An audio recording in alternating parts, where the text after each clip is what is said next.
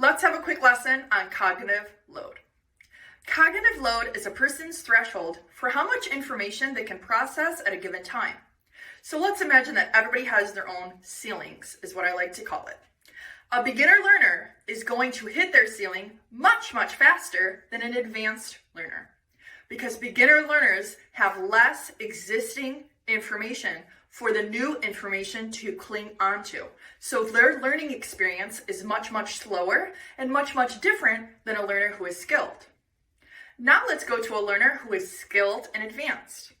They have more existing information, so the new information clings onto it faster and more efficiently, and they have a totally different learning experience compared to the beginner learner. This is why I say dance educators also need to be knowledgeable in things like motor learning and cognitive neuroscience, because I also like to say you can have all the best tips, exercises, and cues, right? You can have a list of the best cues and the best things for teaching better. But what it actually boils down to is how you're communicating and delivering it to your students. Now let's circle it directly back to the dance classroom, since now you know a little bit more about what cognitive load is. We compared a beginner learner versus an advanced or a skilled learner. Let's really focus on the beginner learner, okay? Let's say you have a beginner learner. You have to remember that they hit their ceiling or their threshold much faster than the advanced learner that we discussed.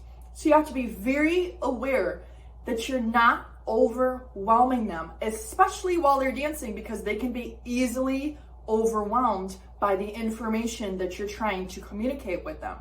This is why it boils down to the delivery and how you're getting the information across to them, okay? Because if they do get overwhelmed, if they do hit that ceiling, they will not be able to process what you're trying to teach them.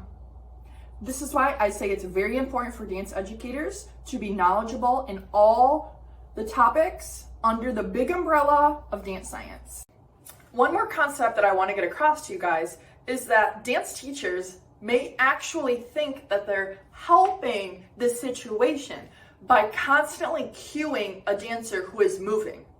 Okay, so that's another reason why it's really important to read this article, because you may have the best intentions for trying to get a concept across to your students, but you may actually not realize that you're actually probably overwhelming them, and that's when we get the overload and they hit the ceiling and they're no longer processing.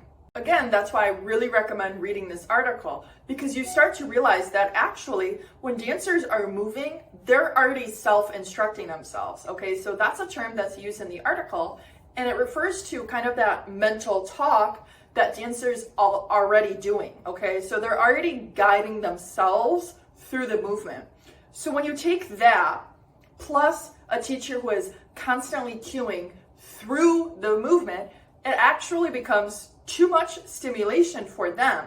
They become overwhelmed. They hit their ceiling, right? Their cognitive load has now hit the cognitive overload, and they can no longer process anything you're trying to teach them.